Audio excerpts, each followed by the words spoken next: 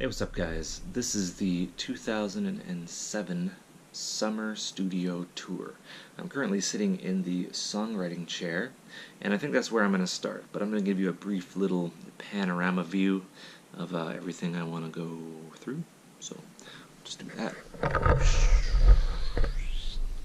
Alright, so that's the studio. So yeah, I was just sitting here. Let me just adjust the mic in my hand. This is the studio songwriting chair. This is where you sit and you write songs and stuff like that. In here is the songwriting guitar. It is a 50s Gibson, and it's pretty dope. That's the songwriting guitar. And yeah, back here we got assorted cables and extra microphones, pickup, hard drives, power bars, CDs, yeah, like more yeah, all sorts of microphones back here, and yeah, lots of other equipment in these suitcases, like cables and other stuff. It's a mess. It's like our junk shelf. Down here is our tambourine storage, or hand percussion storage. So, like, for example, this is a Black Swan that's made in Texas. This is pretty cool. We've got another one of these things, which I like the sound of this. That's pretty cool. And then we got like hand tambourines and stuff like that. Pretty neat. This is banjo number 1. It is a gold tone, and it's one of the brighter banjos. It's pretty bright, and it's more like classical sounding. It has a different sound altogether, and yeah, you'll notice, yeah, it looks rather classic, and yeah, it's not as cool as the other one, which we'll look at in a second, but yeah, it has a nice sound to it. Back here we got assorted keyboards and synthesizers, you know, a Korg X5, there's a Casio tone back here, like a, I don't know, like a cheap keyboard here, which, you know, has sounds that are kind of cool. I think that's an X5D right there. We've got a micro Korg, which is T-Now's signature synth. She enjoys it a lot. We have our Porch board here, Porch board number 1. It's one of the bigger, beefier ones. It says right there, Porch board bass. Basically, you stomp it with your foot, and it makes this awesome bass sound with like a hardcore fundamental, and it just has, you know, output. This one's pretty good because it's the bigger original ones, and it has low, mid, and high modes, so you can adjust it accordingly. Like if you're at a festival or something, you want to get all the honeys, it's low, just it's bananas how crazily awesome it sounds. One-man band style. This is, oh yeah, this is another Porch board, and yeah, this one just kind of folds out, and yeah, you play it like that. There's induction in there, and yeah, which one's this one? It's a stompin' bass, Shadow stompin' bass, made in Germany, so you know it's good. This is the other banjo. This is Jolene. And this banjo's pretty badass. Like, you could beat a guy to death with it. It has this cool eagle-looking American thing on here, and it's just beefy. And yeah, it's one of, like, yeah, it's like a rock and roll banjo. It sounds completely badass, and yeah, very robust. Anyway, onwards. We got more junk. This is our acoustic guitar section. We have a 12-string, named like that because there's 12 strings. It's on my to-do list to replace them, which is fine. Which one is this one? I think this one back here is a Seagull. Yeah, this is a Seagull. And yeah, this is a Canadian-made guitar that sounds really nice. really well built. I'll just put that guy back. Whoop. Put him here. Okay, yeah, so we got a sorted. So again, 12 6-string. And then we have a Sovereign 6-string down here, which also sounds good. You know, different acoustic guitars sound different. I got a pedal board down here, pedal board 1. It's there if we need it. We don't really use it. Oh, this is pretty cool. This is oops. Here, let me put this on one second. Yeah. So put this on my face.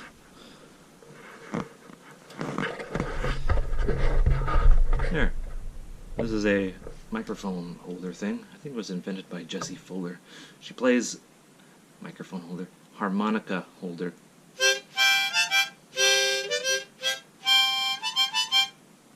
And yeah, you can just play it with no hands. It reminds me of the Super Mario's movie, so I always chuckle. She has a bunch of these. Like, how many of these do you need? Yeah. So yeah, there's that microphone holder. I'll just set him down there. So we have microphone. I keep on calling it a microphone holder. We have harmonicas, really nice harmonicas. Well, those are like the tour one. Those are the ones that I use. But we have nicer harmonicas in here. We got a backup mixer. We got a couple DIs. We got a splitter, which is useful. We've got a Fender Vibro Champ, which is it's a tube sort of thing. And yeah, it's the one that oh, I'm getting a blank here. I forget who uses a lot. Eric Clapton. Eric Clapton uses this a lot. This is his signature amp, and it sounds pretty cool. You know, more harmonicas laying everywhere. You got things called capos, which you put on. You know, oh, it's upside down. You put on here, and then it's like you can do some interesting tuning. Another harmonica or microphone, and then thumb picks, because she always loses thumb picks. Another backup mixer back there, which is a tour mixer. And yeah, here we have a red, sexy Ibanez Artcore guitar. This is her signature guitar. It's a hollow body. It has like the bendy thing right here. Yeah, she can do all sorts of badass things with this guitar, and yeah, this is what she uses quite a bit. And the centerpiece of all of this is a Voice Live Extreme 3, or Voice Live 3 Extreme, and this is the effects processor for guitar and voice. So yeah, guitar goes in, I should know this, into here. Well, first it goes into the DI right there, and then it splits, and I record the DI to the other end of the studio, and then it goes in here, so I can record the affected and dry signal at the same time. And voice goes in here, either through the a condenser or a dynamic microphone. It is then processed, and it goes into the output. Those two microphone things are the output. Those two red things, the two are for the voice, makes stereo chorusy effects, and those two red things are for the guitar. And that other one is the expression, and then we got MIDI in to make sure the clock all syncs up. And this is a expression pedal. This is mapped to her delay. 9 times out of 10 it's her delay, and she does all sorts of cool stuff with the delay. And yeah, here we have a mini Porch board. This is the Tour Porch board, and it's really interesting. It has a fundamental of 20 hertz. So it's a really deep instrument. It's meant to run through an amp, and it has a lot of harmonics and sounds bananas. But yeah, I just want to point out that like her side is like carpeted and nice, and then mine is like a shop with stuff over there. Basically, when we figured to do this, we'd have like one side which would be all recording stuff, and then her side which would be all, instrument and synthy stuff and coziness and treated. We got stuff up there. And yeah, and they would be wired one end to the other, back and forth, both ways. And I think, yeah, it works out quite well. Anyway, so let's go on to mics. So this is the condenser mic. This is not an AT2020. What the frick is it? It's an NT1A, Rode NT1A. And yeah, we use that for vocals and some other stuff. We have headphones there too. This is, her favorite mic. It's a Shure SM Focus. Shure Beta 58A. This is the microphone that she prefers. Sounds pretty good. It's super cardioid. And yeah, she does not. She's kind of like Bono. It's like where she has like a microphone that she really likes. It's dynamic, a dynamic microphone. And yeah, who can argue? We have two SM57s. We use these for a lot of things. They're I guess the workhorse instrument mic. So we have two of them on stands, ready to go in like XY, or like we can mic up an amp, or or we can just clap and it'll pick up some really good stuff. Can handle all these mics can handle very high SPL. So anyway, yeah, bam. There's that. We have just some cozy mixers here, and yeah, there's a tape in there. What does that say? Freestyle T9. So yeah, we have some old tapes that I run through this tape player. Cool thing is, this is like, yeah, Dolby. It's like, yeah, when tape was like cool, this is what was used. It works pretty well. It has like Dolby mode and like speed. You can speed up and slow down. And yeah, I kind of use it as an effect sometimes. Yeah. Then we have this Tascam mixer, just because it looks cool. It's kind of cosmetic. It's not really usable. We have a Chaotica eyeball. The mic goes in there as the pop shield, and it kind of isolates your microphone. We're not quite there yet. Okay, so what do we have here? We have assorted stuff on top of this keyboard. This is a Roland Sound Canvas, and it makes a lot of those old school sounds. I've sampled it, so yeah, but it's cool just to have here. It's one of Tamara's keyboards. We have like a light, an LED light to mount on a camera. Chord Chaos pad. Here's an old kind of vocal effects processor, Digimac Vocalist Pro sort of thing. An Elise's Nano Verb, and some scissors, extra MIDI cable, how to solve a Rubik's Cube, and a multi-tool. Down here is one of 3 viruses that I own. It's a Virus KC. This is a 61 key in case we need it. It's pretty badass. Right now it holds things, but yeah, the keys are how they just feel pretty nice. It needs to be cleaned a little bit, but whatever. Yeah, down here is a bunch of cables, because we just did a session and we're back now. Alright, so this is a Roland JP80. This is rack number 1 that we're looking at. No, Roland JP8080. And this is the classic Supersaw trance synth from the early 2000s, late 90s, early 2000s. And yeah, used quite a bit. Got 2 patch bays here just for funsies, patched to various things, ready to go. And then here's the main outboard, inboard thing. We have a headphone amp, a art head amp, and it's 6 channels, each one with its own headphone amp, so I can send these long headphone cables over to the other side so that people can record. It works quite nice, super high gain, and sounds amazing. Down here is preamp number 1. It's an ultra gain Pro 8 digital, and I'm using this. It's surprisingly transparent. Sounds pretty nice. And yeah, that's preamp option number 1. Down here is a Focusrite Sapphire Pro 40. This is my main interface, the Firewire. And yeah, it is basically fully loaded. And yeah, that connects to the preamp and has the master clock and MIDI and all sorts of fun stuff, and talks to my computer. Mark of the Unicorn MIDI interface.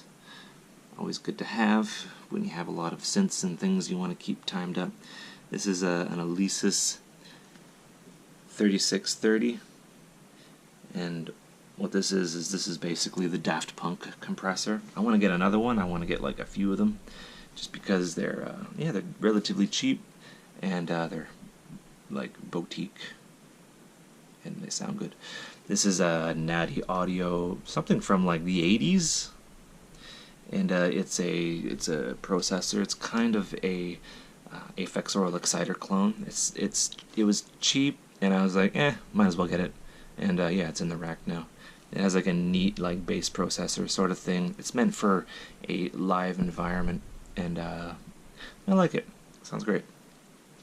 Or, there's no plugin that sounds like it, I should say. This is preamp number 2. This is a PreSonus Digimax D8, and yeah, 8 channels, and it has, pretty good gain if I'm recording something that needs that. So there's this, which is all well and good. This is an Aphex Oral Exciter Type C. This is like a consumer Aphex Oral Exciter, made in California. I don't know how long ago. Whatever. Yeah, there's that. And more patch bays in case you need it. Everything's kind of labeled. I don't know. Down here is a shortwave radio that I use to make the EVP recordings. And yeah, you can get some nice kind of modulated sounds with that. Put that down. Yeah, here's the main workstation area. This is where you see me in my videos. Monitors, main monitors I should say, Atom A7X. These are really fantastic speakers. Made in Germany, 10-year warranty, large sweet spot, awesome mid-range, good to go. And got Rocket 8s just to reference on them. They seem to accentuate the low end. They sound pretty cool. And I've been using Rocket 8s my entire career, I guess, so I stick with what works. 3 monitors. See, there's me. That freaking guy. Oh yeah, the webcam is up there, which records me. I got Twitter and stuff like that. Ableton, iPhone. Ableton Push as my main MIDI controller. The virus number 2, which is Axis Virus Snow, which isn't getting much use as of late, but that was my first synth I ever bought. And yeah, I can still use it if I need it as like a external effects processor. It's good to go. Or like, if I need more voices or more virusy things going on, I got that. This is my synth centerpiece. This is an Axis Virus Polar, which brings me up to 3 virus synths. This one is the guy. This is the cat's pajamas, as they say. And yeah, love it. This is I guess, I don't know if the no, I'm not gonna say that. Anyway, Sennheiser HD25s for when recording or if I'm on a walk or whatever. Microphone number 1 on my end. This is the microphone I use for YouTube. It is called the Rode Bob Ross microphone. No, it's a podcasting microphone. It's dynamic, and yeah, it works quite well for what I do. Here's microphone number 2, which is just a cheap Behringer microphone. And what this is this is the talkback mic, so I can be like, hey, sing better, or just whatever, and then they'll be like, okay, and then yeah, we kind of communicate, because me turning around and then yelling at them, me being like, hey, let's do another take, doesn't really work. So we got that guy, which is great. And yeah, usually you have a pair of monitors as you go. Oh yeah, these bass traps I made, yeah, and they work quite well. And yeah, I got coffee. This is kind of my junk area. This is where I have assorted things. This is a Nord-Rack 3, and yeah, this is something that a lot of electro house producers use. It's kind of hard to find, and I have like one of the first 100 ever made, so that's pretty cool. And I have I guess the UC33. This is my first MIDI controller. I have a machine, and I have the MIDI fighters under all this, and some toilet paper in case I get a cold. And yeah, I have a Vita. Like, yeah, so that's probably the rarest piece of equipment that I own, because no one really has one. And yeah, we got some equipment here, like stereo systems and stuff like that. 2 Ataris that I'm kind of restoring. Camera, and my childhood stuffed animal for comfort when those sessions are going long and I just want to not exist. And yeah, I still have the ultralight bearing, not the Behringer, Mo2 ultralight. It's upside down currently, but that doesn't void the warranty. And AM audio box, just backup stuff. And yeah, I got another mic down here. This is an AT2020 dynamic microphone. I just got stuff everywhere. And yeah, that's basically it. Anyway, I'll just spin this around. Yeah, so that's the studio tour. Maybe I'll do another one in a year.